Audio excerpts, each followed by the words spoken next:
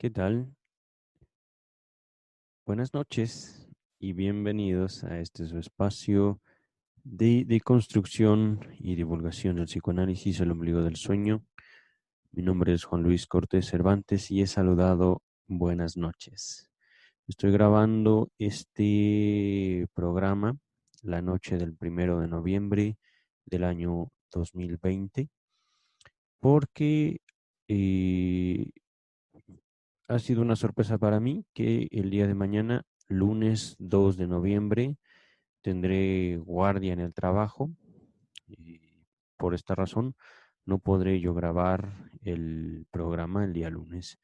Entonces, me dije, pues tengo que grabarlo ya, en este preciso momento, y me dispuse a hacerlo. Y, y bueno, lo hago realmente emocionado y feliz por lo que he estado haciendo, trabajando y compartiendo con ustedes. Y aprovechando el día, aprovechando también la temporada, quisiera hacerles una mención, digamos, de una festividad muy mexicana, una festividad que fue popularizada por la película Coco de la compañía Disney Pixar, me parece, el Día de Muertos. En el Día de Muertos, nosotros los mexicanos recordamos a quienes ya no están con nosotros, a todos esos seres queridos que con el tiempo y debido a la naturaleza o a alguna eventualidad se nos adelantaron, así decimos, ante, digamos, la posibilidad de morir aquí en México.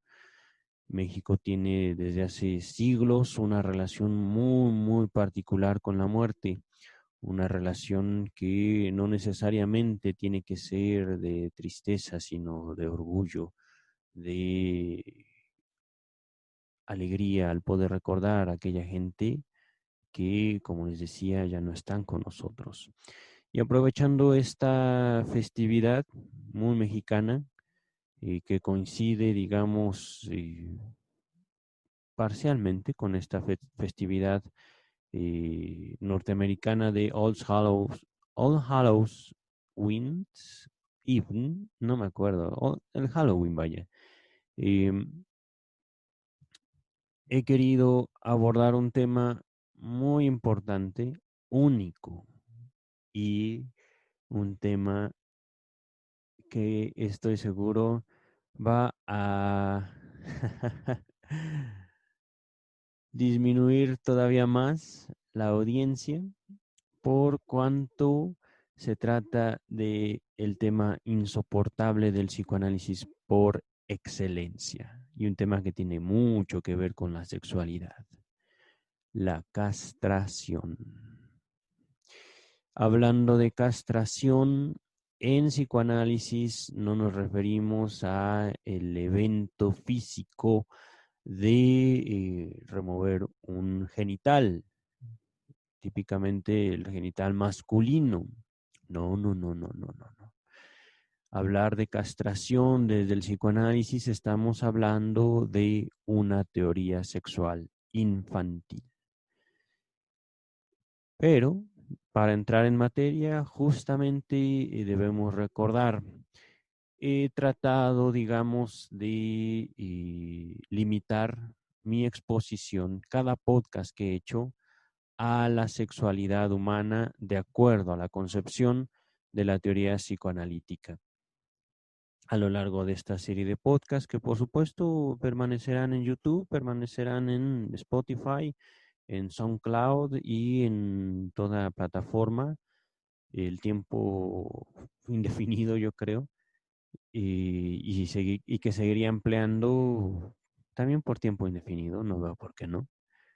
Em, He ido definiendo, por ejemplo, la sexualidad como la relación que establecemos con nosotros y con los demás a través de nuestro propio cuerpo. Esta es una definición muy propia. Ajá. Y Sigmund Freud no la define así, Lacan tampoco la define así, hasta donde yo tengo conocimiento. Y esta definición que yo les he ido compartiendo y expandiendo a lo largo de este tiempo ha incluido también el lenguaje como el medio o la forma a través de la cual nosotros nos encargamos justamente de establecer esa relación tanto con nosotros mismos como con los demás. Sí, es cierto, a través de nuestro cuerpo, pero a través de nuestro lenguaje, ya sea verbal, físico, a señas, incluso a una mirada. La mirada es capaz de decir infinidad de cosas sin decir una palabra, pero todas estas formas, digámoslo así, de establecer contacto eh, con los demás y un contacto todavía más íntimo por cuanto o en cuanto nosotros seamos capaces de verbalizar aquello que ocurre en nosotros, es algo de lo que da cuenta el psicoanálisis. No quiero ponerme muy técnico, no quiero ponerme muy, digamos, mm, teórico tampoco. Quiero hablarles de este, digamos, sí concepto, pero también vivencia que les puedo nombrar como la castración. Les había nombrado que, por ejemplo, la castración forma parte, digamos, dentro de la producción freudiana, dentro de la misma obra de Sigmund Freud, como una de las teorías sexuales infantiles y justamente a partir de la relación que los niños establecen con los demás y consigo mismo a través de su cuerpo y a través de su palabra, a través de su lenguaje, es como Sigmund Freud puede dar cuenta. Ah, hay algo que ocurre en los niños y en los niños particularmente, no en las niñas. Verán, cada uno de nosotros al momento de, digámoslo así, despertar nuestra conciencia conforme nuestro propio movimiento, conforme somos capaces de ir moviendo nuestro cuerpecito siendo unos bebés y darnos cuenta acerca de la naturaleza, de las excitaciones que nosotros tenemos en todo nuestro cuerpo, y seremos capaces de ir estableciendo un conjunto de relaciones entre nuestra propia anatomía y también las cosas que ocurren en nosotros mismos y en el mundo en general. Aquí voy a hacer una brevísima mención de mi libro. He estado últimamente ocupado en la traducción del tercer capítulo que he titulado La naturaleza humana, estímulo y placer. Y en este capítulo en particular estoy formando una hipótesis, ¿no? La hipótesis que voy a desarrollar a lo largo de todo el libro. Y una hipótesis que tiene que ver justamente con la presentación de la dinámica inconsciente al público en general. En este capítulo en particular, hablando justamente de las experiencias corporales y la relación con el niño recién nacido, tenemos que tener en cuenta que, o debemos tener en cuenta que esas experiencias, esas vivencias y esos juicios a los cuales el niño le va a otorgar, digamos, su carácter de acuerdo a su propia experiencia, es una, ¿cómo decirlo? Mm, otra vez llegamos al silencio, ¿no? Llegamos al silencio incómodo.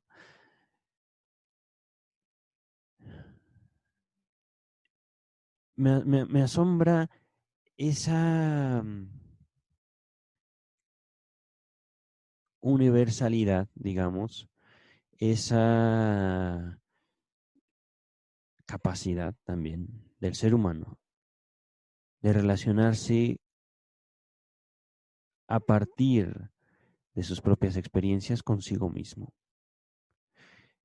Y ahorita lo voy a decir de una forma que espero sea muy simple, pero una de las interrogantes que yo busqué resolver en mi libro es cómo llegamos a decir eso me gusta o bien eso no me gusta. Podría sonar muy simple, podría sonar hasta ridículamente simple, pero mientras yo escribía mi libro, me di cuenta que lo que podríamos denominar como la mente es un sistema autodeterminado. ¿Por qué? Porque nadie nos enseña qué es lo bueno para nosotros. Si bien nuestros papás o nuestros cuidadores justamente nos brindaron todos los cuidados de los que eran capaces, nosotros en nuestra propia, ¿cómo decirlo? Inocencia, en nuestra propia experiencia, fuimos escogiendo un conjunto de elementos del mundo, de experiencias corporales, que nos llamaban mucho la atención y que queríamos repetir una y otra y otra y otra vez. No pienso detenerme mucho en esto. Simplemente ahora que me he decidido a hablar justamente de la castración como una construcción psíquica, como una teoría sexual infantil, es que destaco el valor del placer en la construcción autónoma, digámoslo así, de la psique humana, del aparato psíquico humano, del aparato anímico humano. Esta relación de que me encargué fuertemente, digamos, de explicar a lo largo de al menos 3 capítulos de mi libro, es algo que no se explota en la psicología, al menos no desde la experiencia que yo tuve en mi preparación y en mi contacto con psicólogos. Los psicólogos tratan de, ¿cómo decirlo? Enseñar, conducir, guiar, haciendo caso omiso de que el organismo se determina a sí mismo, la mente se determina a sí misma. Tratan, digamos, de introducirse en la dinámica individual para tratar o para buscar llevar, digamos, a sus pacientes a mejor término. Y ahí es justamente donde yo me pregunto, ¿qué esperanzas como profesionales de la psicología tenemos de guiar un sistema que pues básicamente no nos necesita, que incluso de acuerdo también a mi propio desarrollo puede hasta prescindir de sí mismo? Aquí hay algo que me encantaría desarrollar, pero yo creo que lo dejaré para otro momento. La autonomía misma del placer o entre el placer y la conciencia. Las veces que incluso obtenemos placer de situaciones que nos generan una gran incomodidad y molestia incluso en contra de nosotros mismos. ¿Cómo pude sentir placer ante semejante situación? Voy a, yo creo que anotarlo en mi cuaderno de pendientes para desarrollar ese tema en otro momento. Pero ahorita regresando, digamos, al asunto de la castración, es fundamental partir entonces de que eh, este sistema autodeterminado, el sistema psíquico, el aparato psíquico, funciona a partir justamente de esto que Freud nombró hace mucho tiempo como el principio del placer. Nos decía que eh, diablos, justo cuando estoy a punto de nombrar el principio de placer se me va y lo tengo, como dirían, eh, a punto de salir de mi boca, pero me dice, el decurso de los procesos anímicos está fundamentado de acuerdo al principio del placer, el cual nos indica que el ser humano va a eh, tender o va a preferir huir del dolor y a buscar el placer. El decurso de los procesos anímicos quiere decir tanto nuestro andar, digámoslo así, nuestra conducta, nuestro pensamiento, va a buscar aquello que le brinda de alguna forma placer. y, por supuesto, va a buscar evitar el dolor en toda la medida de lo posible. Siendo así, dado que pues el niño es cierto, es cuidado, los infantes son cuidados, pero también los infantes eh, rara vez se someten del todo a sus cuidadores. Eso es algo que también me llamó mucho la atención del desarrollo de mi libro, el desarrollo de mi propia, digamos, postura frente al psicoanálisis. Uno pensaría que los niños necesitan cuidado, y es cierto.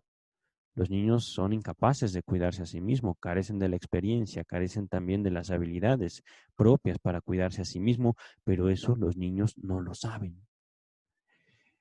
Los niños por lo general son inocentes, digamos, ante las posibilidades que el mundo les puede ofrecer.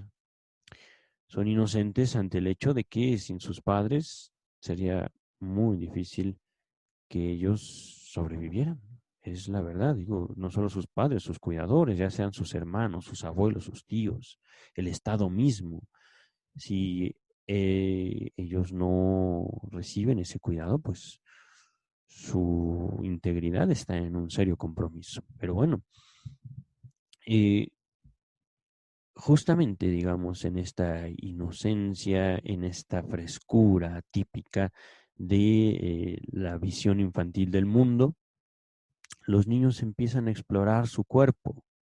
Los niños empiezan a establecer justamente un conjunto de sensaciones placenteras al momento de estar explorando distintas partes de su cuerpo, al estar viviendo incluso también diversos estímulos, diversas excitaciones que provienen ya sea de la alimentación, de la higiene, etcétera, etcétera, ¿no? Entonces, y, niños que les encanta sentir cómo la comida entra en su boca o simplemente el acto de la succión, y ante la ausencia del pecho materno, pues optan por chupar su pulgar, por ejemplo, ¿no? Optan por chuparse un dedo y así se duermen, así se tranquilizan.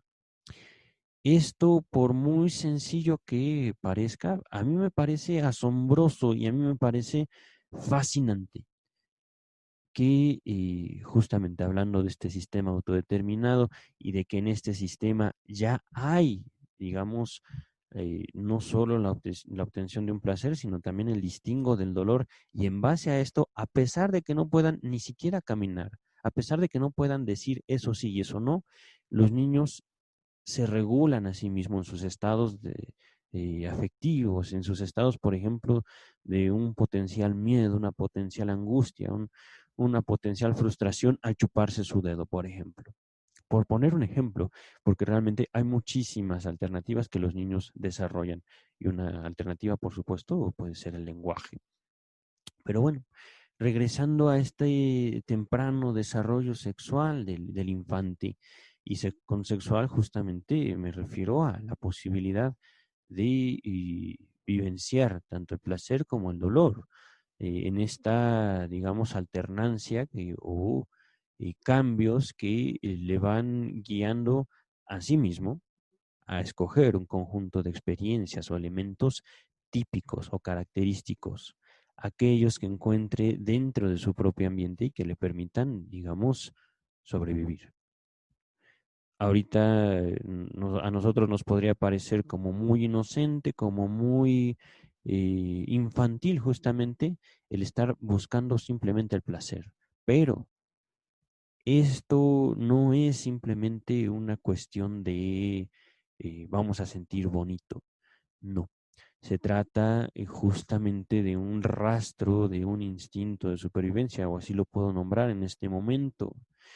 No consiste únicamente en buscar lo bonito de la vida, sino en procurar alterar en lo menos posible las circunstancias que nosotros consideramos óptimas para nuestro vivir, no solo para nuestro desarrollo. Los niños realmente no tienen mucha noción acerca de eso, simplemente viven al día y al día dicen, yo quiero esto. ahorita no puedo, digamos, dejar de mencionar la característica de los sueños acerca de su carácter distinguido o su rasgo distintivo, según el psicoanálisis freudiano, de los sueños como cumplimiento de deseo. Y se me impone mucho ahorita un ejemplo de una lectura, un hijo de Sigmund Freud, pequeñito, que al momento de estar, me parece que de viaje, le pide a sus papás que le compren fresas para comer. Y sus papás, Sigmund Freud en ese momento no puede comprarle fresas. Y en esta carta, porque fue en una carta donde lo narra y también aparece este mismo ejemplo en la interpretación de los sueños, Sigmund Freud le dice a su amigo Wilhelm Fliess, oye, pero es que mira, esto es hermoso porque mi niño, que no le pude comprar fresas, lo estuve observando mientras dormía y hablaba dormido diciendo que ricas fresas. Ahorita lo nombro como recuerdo. Y justamente el niño al despertar le cuenta muy emocionado a sus papás que creen, ya comí mis fresas, ¿no? Y en esto podemos ver justamente el carácter autorregulatorio del sistema o del aparato psíquico, de lo inconsciente incluso, pero más de esto después. Continuemos entonces. Los infantes, al momento de estar explorando, digamos, inocente y libremente esas sensaciones especiales que le brinda su cuerpo y que dice, quiero más, se topa justamente con la barrera que representa la propia sexualidad de los cuidadores. Y quisiera yo en este caso hablar un poco acerca de la masturbación infantil y un caso en particular que recuerdo que atendí hace algunos años. Este caso era de un varón alcohólico, me parece.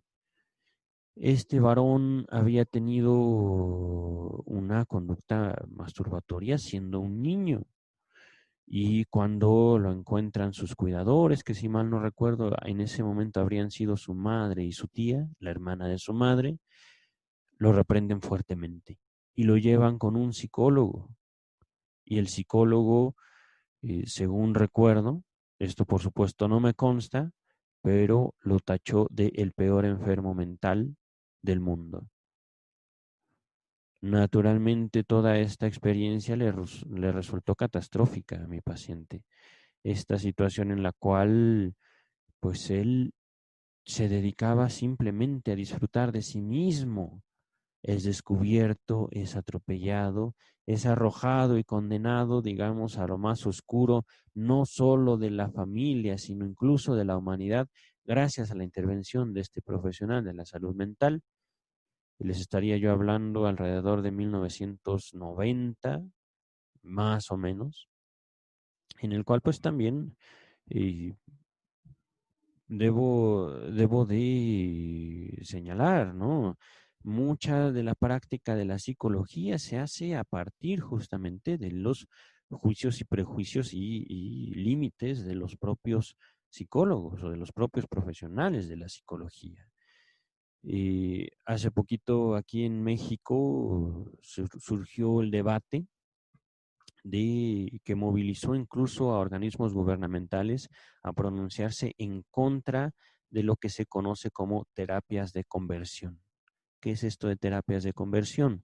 Son terapias psicológicas fundamentadas, por supuesto, en organismos, digamos, o en, ¿cómo decirlo?, en manuales diagnósticos de 1960, 1950, en los cuales se nombraba a la homosexualidad como una enfermedad mental.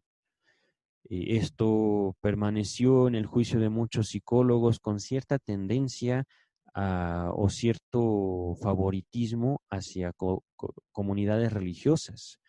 Y entonces, encontrando el eco ahí, se deciden a emprender curar la homosexualidad a través de terapias que consisten mucho en consejería, en también, digamos, modificaciones de terapias de estilo coaching, terapias, digamos, de aversión. ¿Qué quiere decir esto?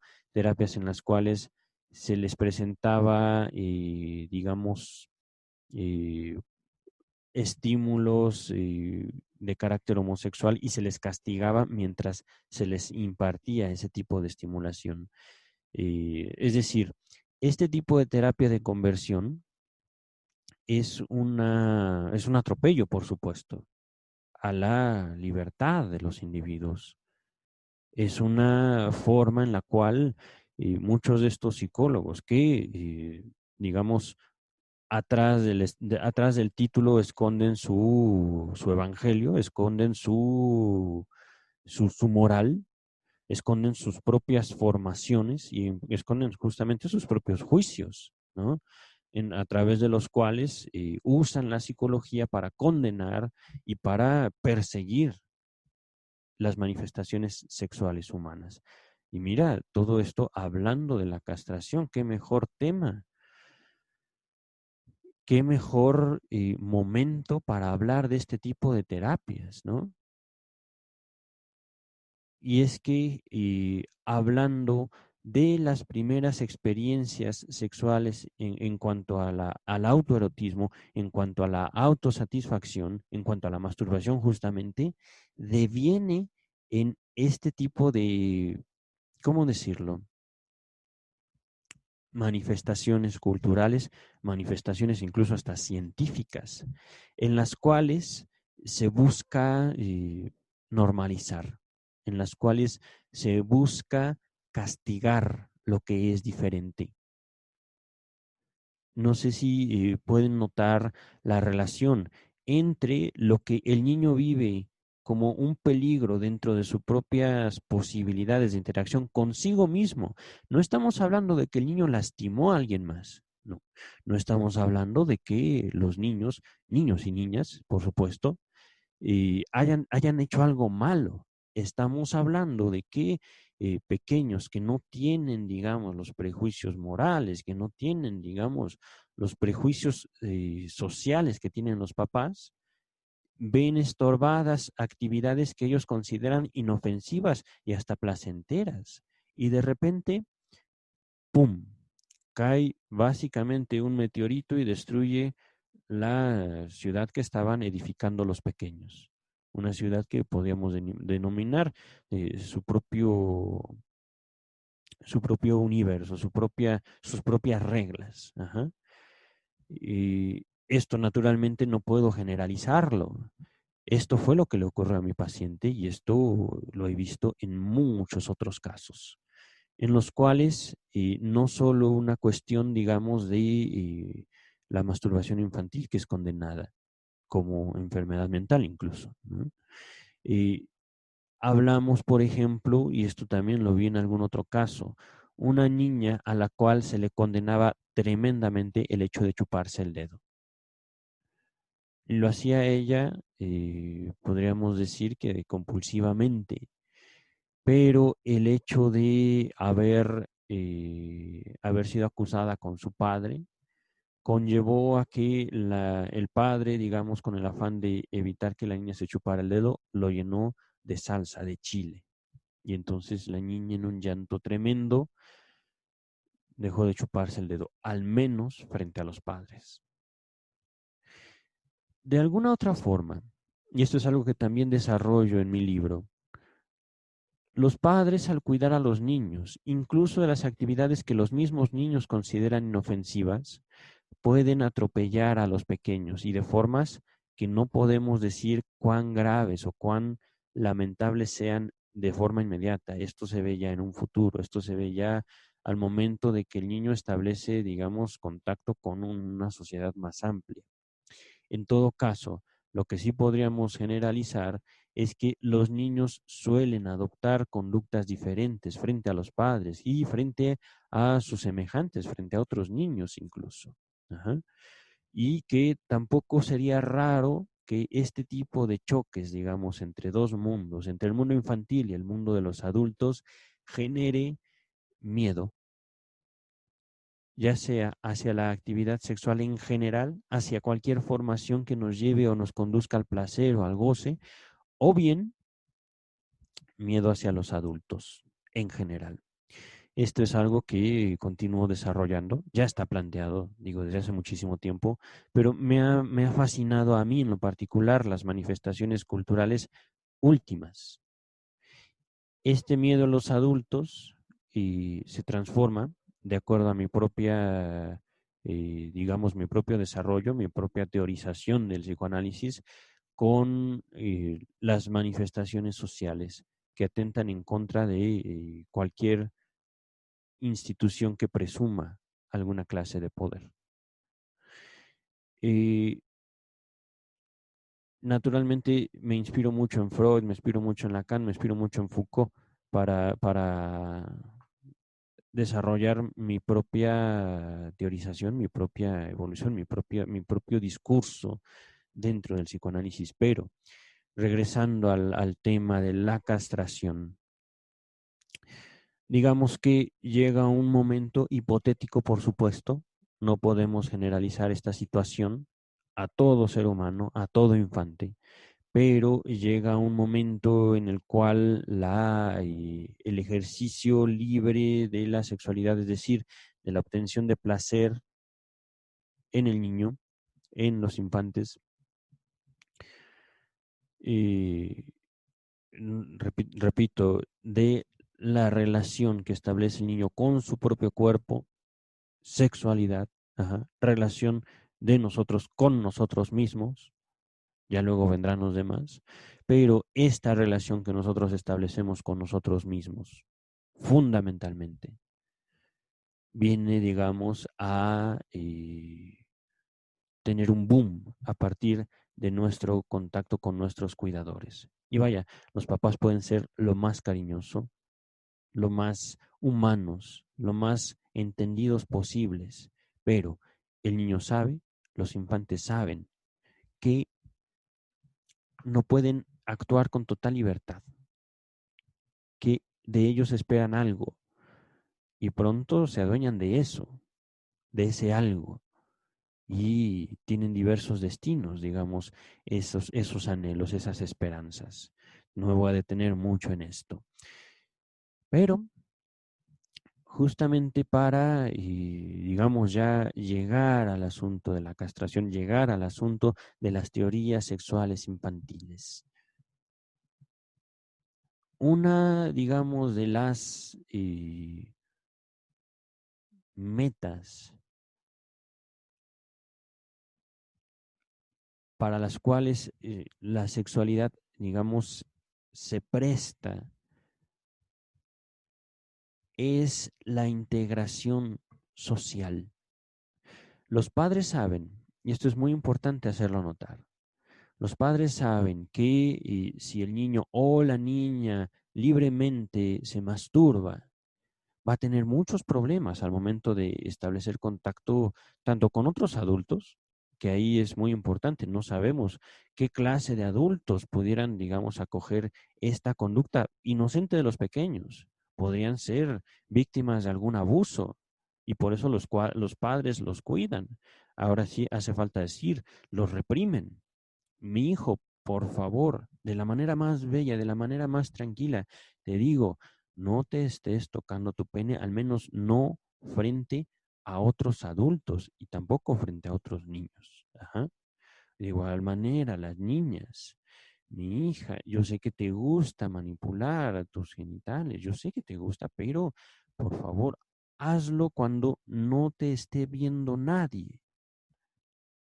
Estoy tratando de ejemplificar un padre que sabe, un padre que entiende, un padre que humanamente trata de acoger este tipo de manifestaciones de la sexualidad infantil. Pero naturalmente en la práctica me he topado con padres y madres que rayan en lo brutal en el trato a sus pequeños. Los castigos que he visto, de los cuales he sido testigo, ya sea a través de las narraciones de mis pacientes o incluso de forma vivencial, castigos o reprimendas tremendas en contra de niños que salen desnudos y salen felices, salen desnudos no sé, a correr bajo la lluvia, por ejemplo, y son recibidos a palos por los padres. Recuerdo, por ejemplo, un pequeño, y este pequeño no corría desnudo, no estábamos simplemente a la entrada de un teatro, y el pequeño corría feliz por un piso que le resultaba divertidísimo porque el piso le permitía deslizarse, era resbaloso. El niño estaba feliz, encantado de correr de aquí para allá, pero lo estaba cuidando su abuelo. Y en una de esas, el niño resbala mal, no lo controla, cae y llora. Lo que el abuelo hace es pararse y golpearlo. Lo golpeó tremendamente. No sé si ustedes puedan notarlo, pero en este momento se me seca la boca, porque fue una vivencia terrible para mí.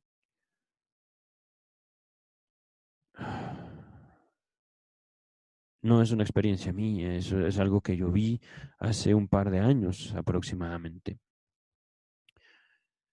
Esta, digamos, situación que les vengo describiendo de reprimenda es una situación que al menos yo he observado llena de arbitrariedades.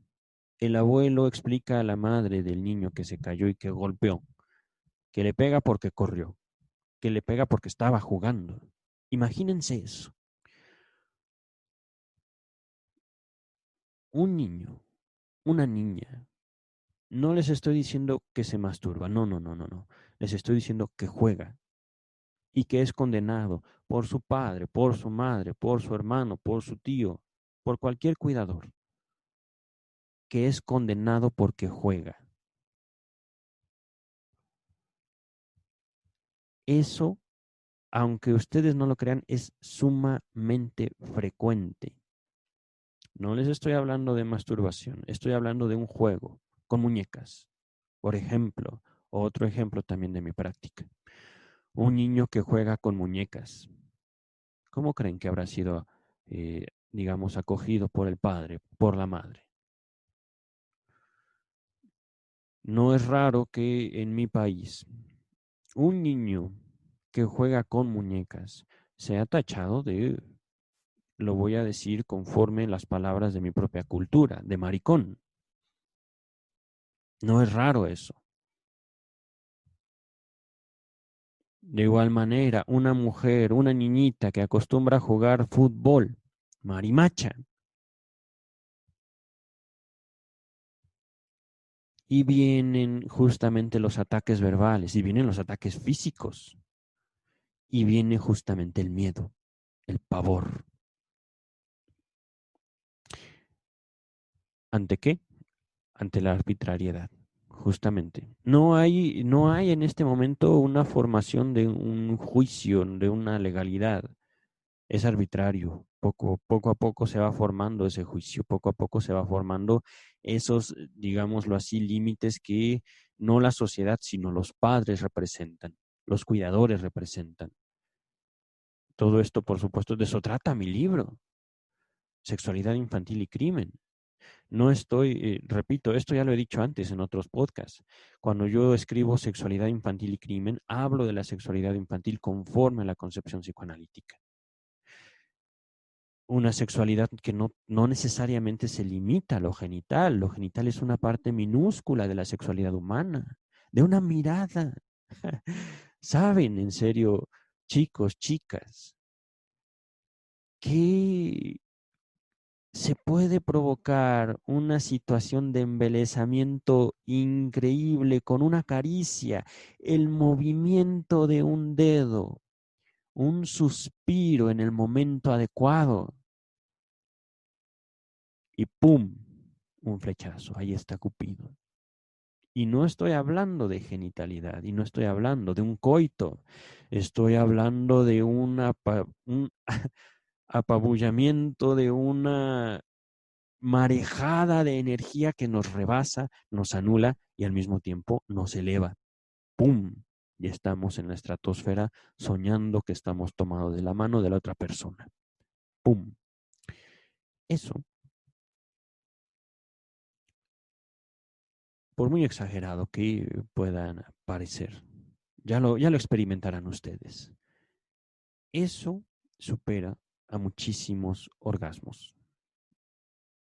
Naturalmente, no puedo yo, digamos, negar que la experiencia coital, que la experiencia genital tenga su poder, sí lo tiene, pero en eso no radica la magia, digamos, el poder de la sexualidad humana.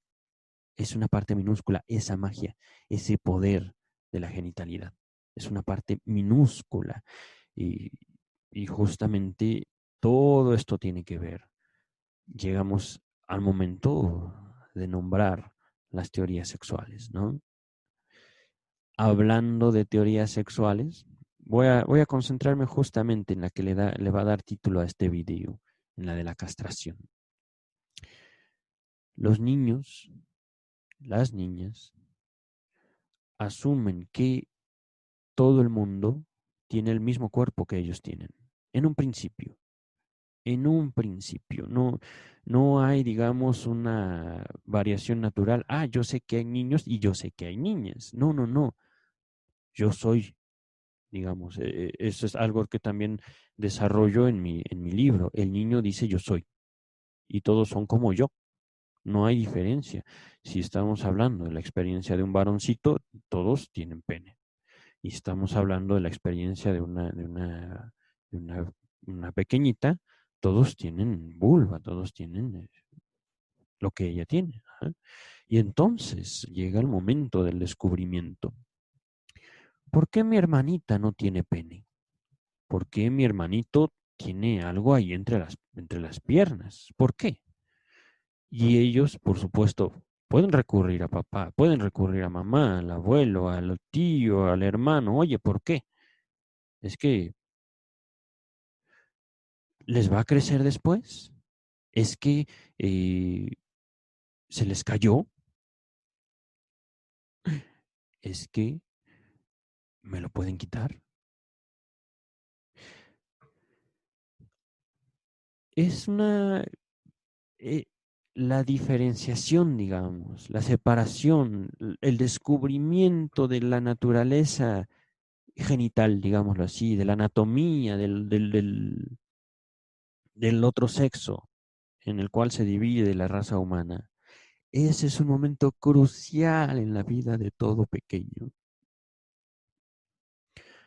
Y aquí estoy hablando en sentido general. Todo niño, toda niña es más observable en el varón. Es cierto.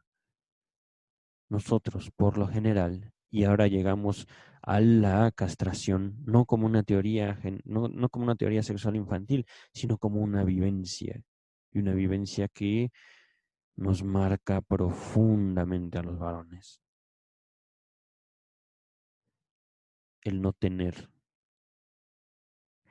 el ver coartado lo que tenemos, el ver interrumpido justamente nuestra potencia, el decir no, no puedo, no tengo, el carecer. Naturalmente, como les he venido diciendo a lo largo de todos estos podcasts, ante esa vivencia hay muchas variedades.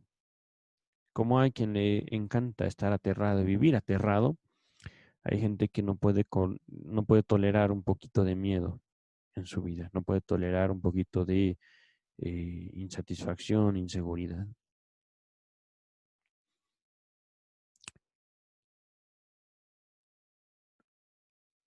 No puedo tampoco evitar nombrar cómo esta experiencia del no tengo permea, digamos, a la cultura.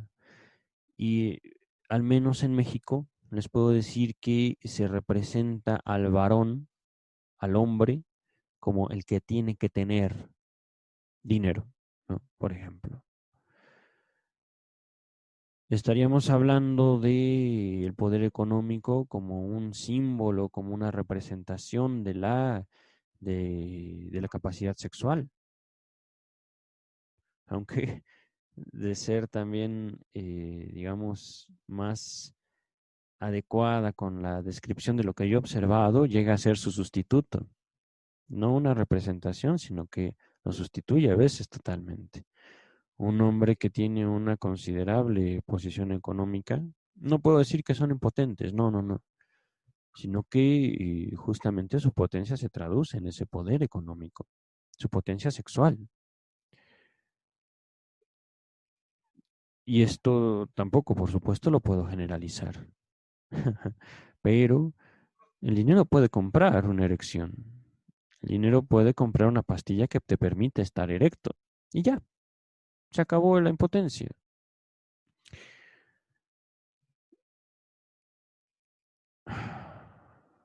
Al menos en apariencia. Al menos frente a ella. Frente a esa mujer que nos despierta el no puedo, el no hay, el no es posible, el me siento pequeño frente a ti. Y vaya, quiero que tengan en consideración dos cosas. Primero, que estoy tratando de esquematizar un momento hipotético en la vida de muchos varones, de muchos niños incluso, que ante una falta que ellos pudieran cometer voluntaria, involuntariamente, ahí viene la arbitrariedad, no sé si se fijan. Los niños ante el castigo de los padres pueden, digamos, adquirir una relación entre causa y efecto o puede que no. Y entonces esa arbitrariedad descansa, ese temor, eh, ese vacío entre el acto y su consecuencia se le atribuye únicamente a la figura del cuidador o de la cuidadora.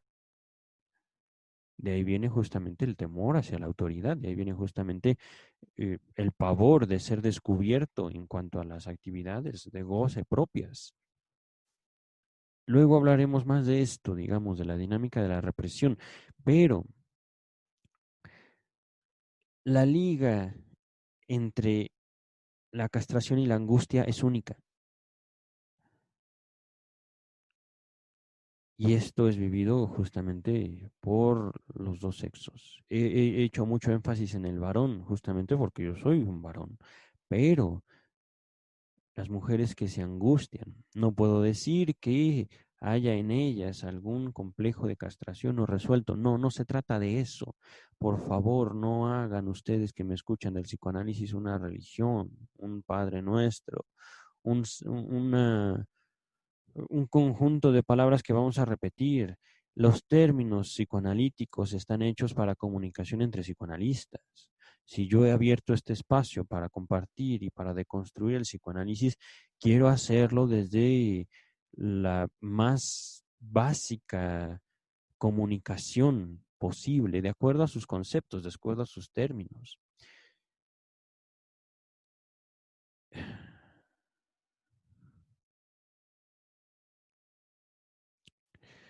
Tenemos entonces que, naturalmente, hay mujeres que se angustian.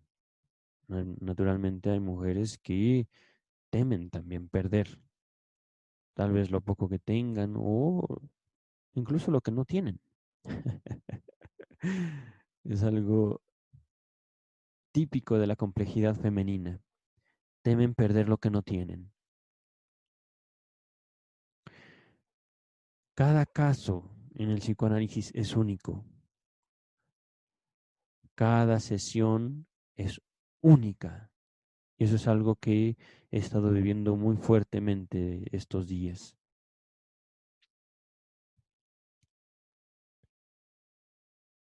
A mí que tanto me gusta escribir porque encuentro valioso mucho de lo que escribo, mucho de lo que pienso, de repente tengo momentos en mi clínica en los cuales me pregunto a mí mismo, ¿de dónde diablo salió eso? No lo sé, pero vaya que encajó y vaya que funcionó. No para procurar salud mental, no, no, no, no, no. Por favor, y justamente hablando de la castración, el imposible, el no hay, el no se puede. No se trata de aliviar a las personas de lo que traen cargando. No se trata de eso. Un análisis puede hacerse, como bien lo ejemplificó Lacan, completo en 15 minutos. Todo depende de la capacidad del analista. 15 minutos, no años, como me enseñaron en la Facultad de Psicología. El análisis no tiene que durar años. 15 minutos y tal vez un silencio de parte del analista. No es posible predecir ni describir exactamente cómo o por qué con una persona y con otra no. Y por qué con la misma persona en un momento sí y en un momento no. Es increíble, en serio, lo que ocurre en análisis. Es increíble, en serio, lo que yo he vivido en carne propia, la angustia que me generaba mi analista y cómo puede despertarse una angustia tremenda con simples palabras. Las palabras que me dijo mi analista la última vez que la vi y que me hicieron temblar, ahorita a ustedes les va a resultar ridículo. ¿Y cuánto piensa pagarme? Me hizo sudar frío. ¿Y cuánto piensa pagarme? Sudé frío en ese momento. Es lo que les puedo decir. Titubeé, tartamudeé. Me deshice con esas palabras. ¿Por qué? Porque ella, vaya que tenía y que tiene una capacidad impresionante, una experiencia también valiosísima.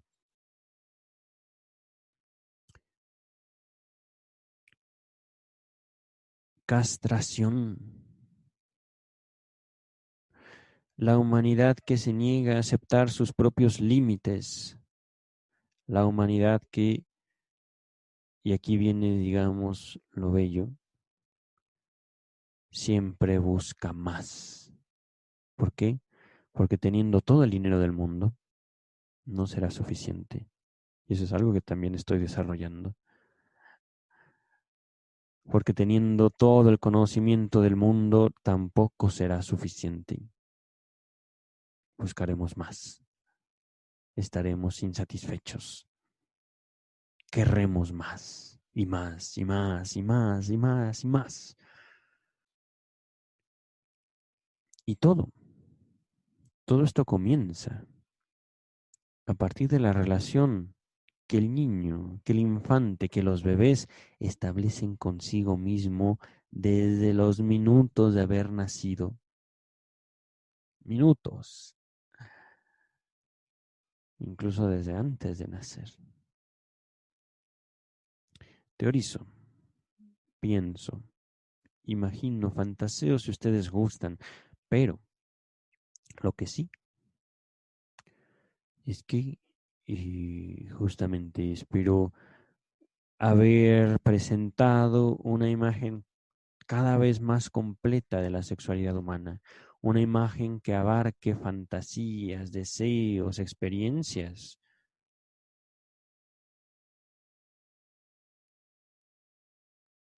sueños, así como la realidad nos impone, nuestro mismo cuerpo como parte de la realidad nos demanda esa falta inconcebible, insoportable que vemos en los demás o en nosotros mismos. Esa falta que deviene en penas tremendas, en miedos profundos. Esa falta también no puedo negarlo. Es posible hacerla una fuente de goce, hacerla una fuente de satisfacción. No tengo, no puedo. Pero aquí yo quiero, ¿cómo decirlo? No invitarlos a estar satisfechos. Justamente es eso. Así como lo siento, así como lo pienso en este momento. Y esto es algo que también me digo a mí mismo. No estés satisfecho. Busca, anhela, desea. Y no te quedes, digamos, en eso. No te quedes en la construcción de tu deseo. Busca como si tu vida dependiera de ello. Y no quiero sonar aquí como un coach. No quiero que, no quiero que de aquí se genere una manía de busca, busca, busca, busca. No, no, no, no, no, no, no.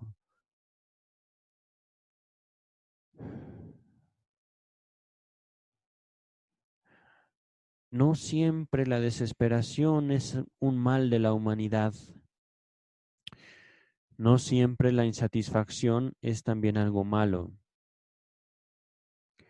Si la frustración, si la insatisfacción, sin el deseo, ¿qué sería de nosotros? ¿A dónde iríamos?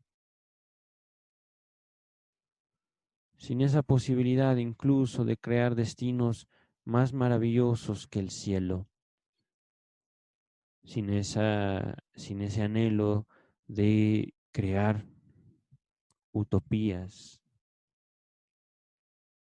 más grandes que las de cualquier filósofo ha hecho a lo largo de la historia. Filósofo, antropólogo, ingeniero social, psicólogo, psicoanalista. ¿Qué sería? Bueno, justamente. Y si han llegado hasta aquí, los felicito. El tema, como pienso nombrar el podcast, que no estoy totalmente seguro en este momento cómo lo nombraré, pero tendrá que ver algo con la castración. Tal vez simplemente le ponga castración, punto. La castración. Si han llegado hasta aquí, los felicito. Son ustedes unos valientes, unas valientes.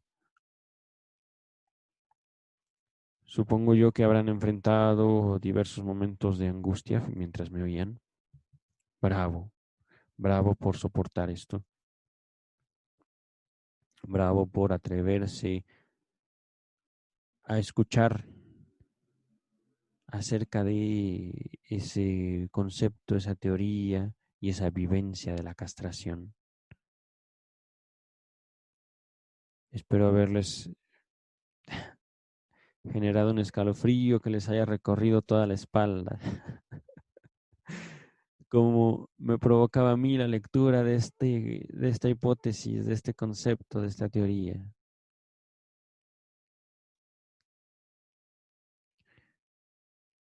Vivan libres y vivan felices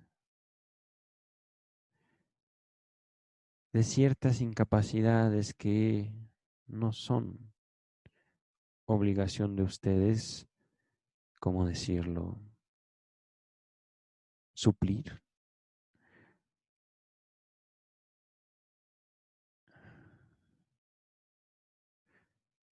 Si a ti, como mujer, alguien te pide vivir como hombre, no podrás, por mucho que lo intentes, por muchas hormonas que te inyectes. Si tú quieres hacerlo, hazlo, adelante, por eso es tu cuerpo. Pero si es demanda de alguien más, y estoy poniendo un ejemplo exagerado, si a ti como mujer te piden, qué sé yo, no llorar. Sí, eso también lo he visto en mi clínica. ¿Y tienes ganas de llorar? Hazlo, por favor. ¿A quién le vas a hacer daño llorando? Bueno, qué sé yo, a lo mejor sí, pero hazlo de todos modos. Que los demás vean por sí mismos. Tú ve por ti y a ti. Poniendo el mismo ejemplo. Si te dicen, los hombres no lloran, ¿quieres ver que sí? ¿Te hago llorar, canijo? O podemos simplemente desafiar esa concepción que nos han tratado de imponer de lo que debemos ser.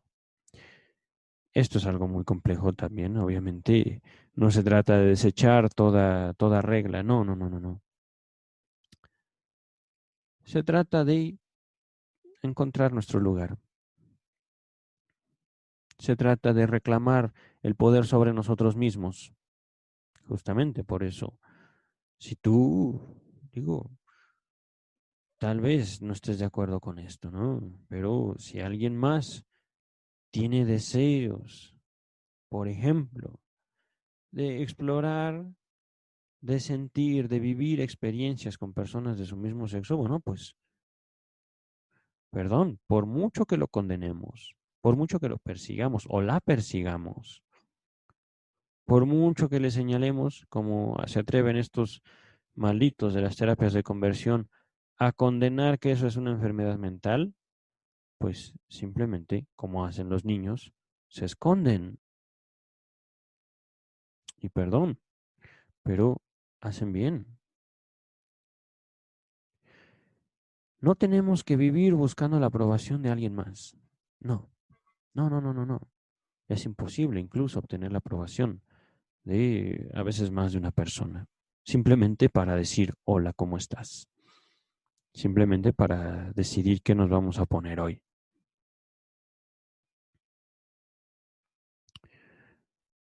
Esta recomendación también la hago en mi libro.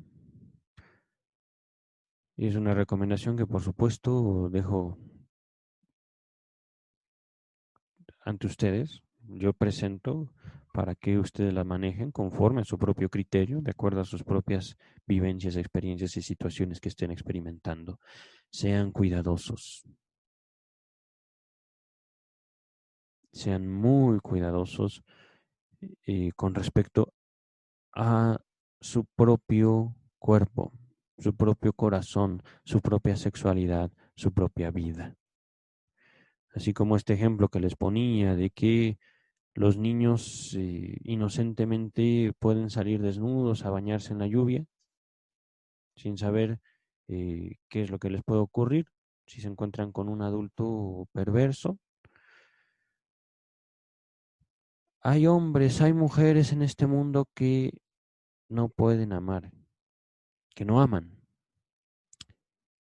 Y no estoy hablando de gente perversa sexualmente. No aman, no les es posible amar. Pueden tener muchas parejas sexuales, pero no aman. Y es ahí el dilema de la sexualidad humana.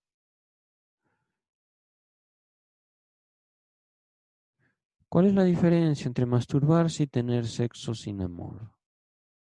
¿Es posible el amor?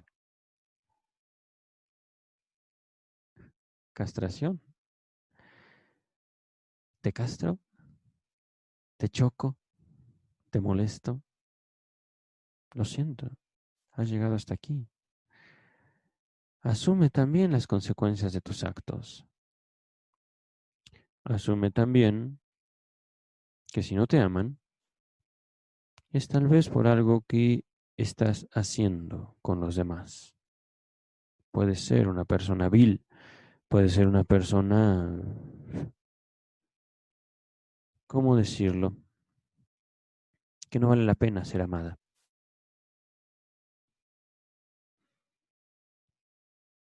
Me he topado con muchas. Y si tú que me estás escuchando y dices, soy vil, debo aclararte, el análisis no cura lo vil. El psicoanálisis no cura lo que un ser humano se permite a sí mismo.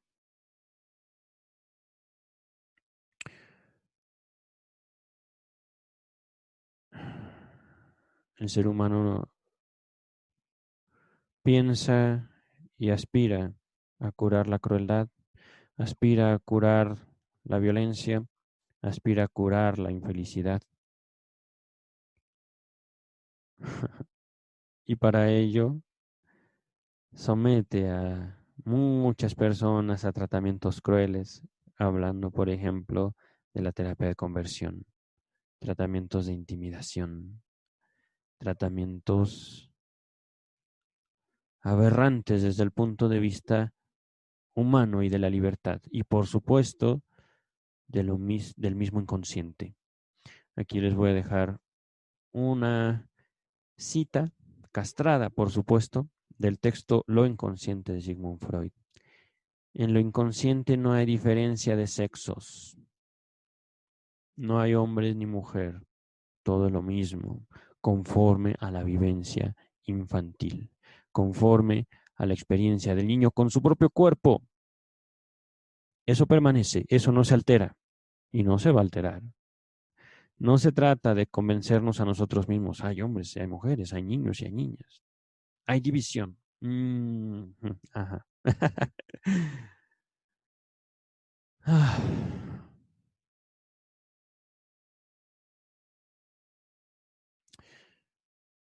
cuídense, en verdad, cuídense. Sepan cuando es posible amar.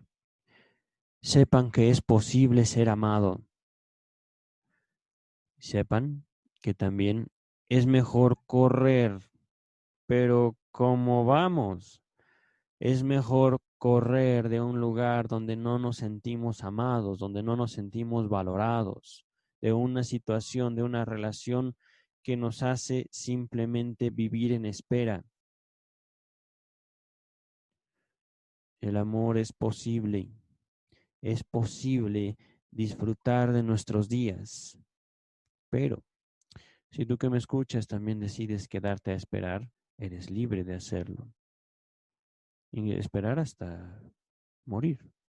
Puede ser que eso que esperes nunca ocurra, pero también hablando justamente de las experiencias y de ese choque que tienen los niños con los adultos, puedo entender que muchas situaciones que yo como adulto considero insostenibles, inviables e indeseables en la vida de los adultos, los sostenemos esperando que esas personas que nos resultan aberrantes puedan ser distintas con nosotros en otro momento. Eso justamente es sexualidad infantil. Eso es justamente la inocencia, la inocente esperanza del pequeño, de la pequeña, que viven esperando de mamá, de papá, del abuelo, del tío, del hermano, una caricia donde antes hubo un golpe. Pobrecito, mijito, te pegué. Ven, te sobo. No, eso no puedo decirles que rara vez ocurre. De hecho, eso es casi la regla general de las parejas violentas. Te golpeo, te sobo, te golpeo, te sobo. Te castigo y te premio. Y así nos vamos una y otra vez, a veces hasta la muerte. A veces hasta la muerte. Eso ocurre muchísimo. Voy a finalizar por hoy. Hay mucho que decir al respecto de la castración, pero de nada sirve justamente tratar de decirlo todo o afirmar, ya lo dije todo, cuando la experiencia humana es aprender a vivir insatisfecho, deseando, movidos por esa insatisfacción,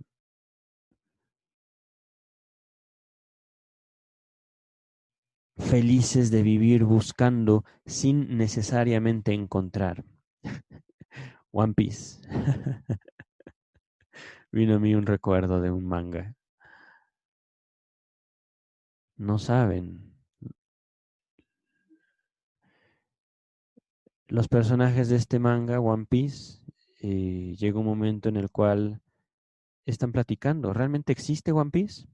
Y dice Luffy, el personaje principal, yo no quiero saber si existe. No me digas. Yo quiero creer que existe.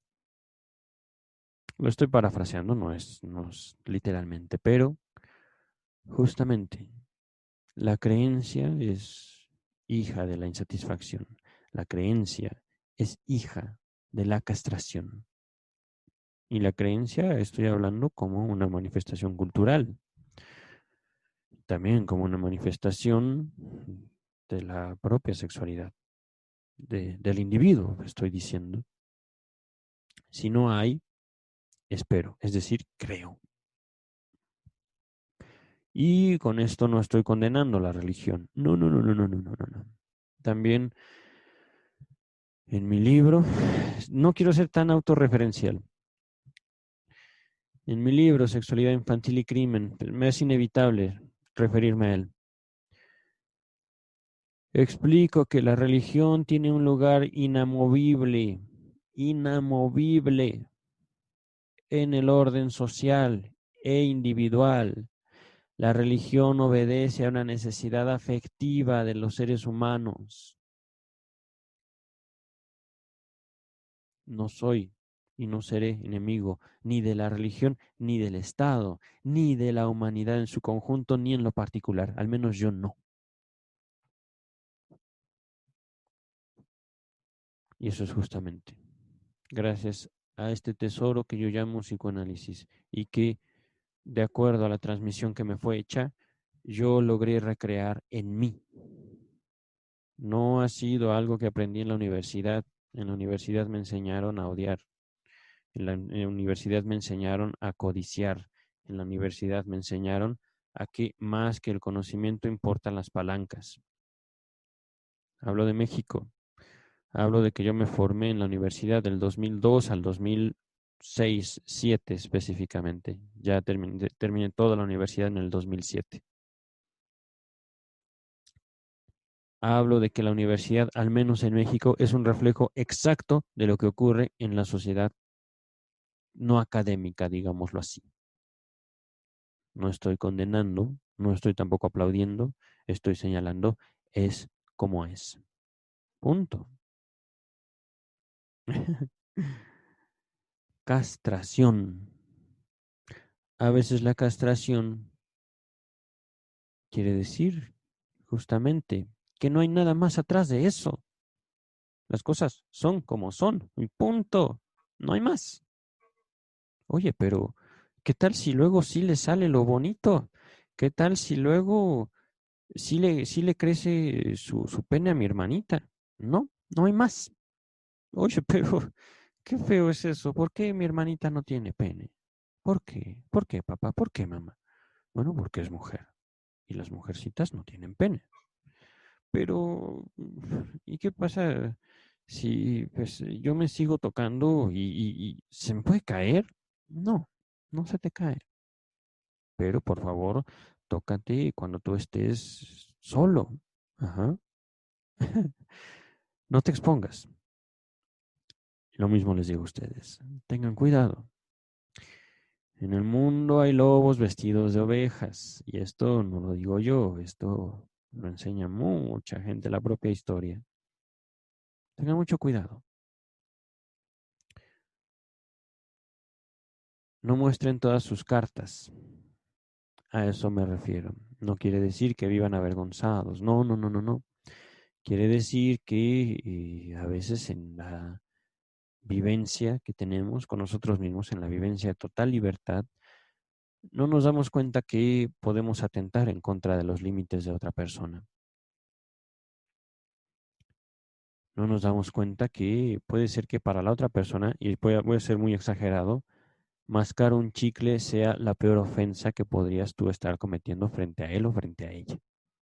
Tomar un refresco, escribir con lápiz o escribir con pluma. Ese también será otro buen...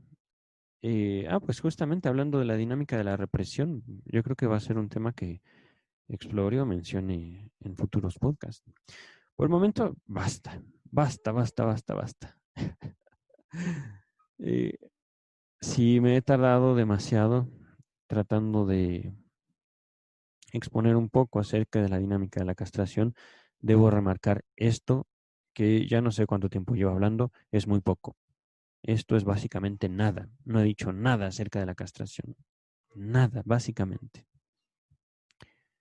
Es solo lo que pude rescatar de mi propia vivencia, de mi propia práctica, de mi propia experiencia así de sentir cómo me arrancaban el cuero cabelludo mientras yo leía aquello. Una gota fría de sudor en mi espalda cuando mi analista me dijo, ¿y cuánto piensa pagarme? Ay, no me pregunte eso, por favor. Ahorita no. No me preguntes. De eso no quiero hablar. Castración. Voy a ponerle así nada más. Castración. Cuídense, por favor. Mi nombre es Juan Luis Cortés Cervantes. Soy psicoanalista. Les hablo desde la Ciudad de México. Hoy es 1 de noviembre del año 2020. Pueden encontrarme en Facebook como Johan Cortés, en YouTube como Juan Luis Cortés Cervantes, Cortés con S y Cervantes se escribe con C, V y S al final, Cervantes, como Miguel de Cervantes Saavedra. Pueden encontrarme en Twitter como Cortés-ser, ser de Cervantes, es decir, son mis apellidos, Cortés-ser, @Cortés-ser. Instagram casi no lo manejo, no tengo idea de cómo se llama la famosa cuenta de Instagram, pero Twitter, Facebook, YouTube. Ah, el ombligo del sueño, por supuesto. El ombligo del sueño. Este podcast lo podrán encontrar en Spotify, en YouTube, en SoundCloud y por supuesto espero estar con ustedes la próxima semana. Cuídense, por favor. Bye.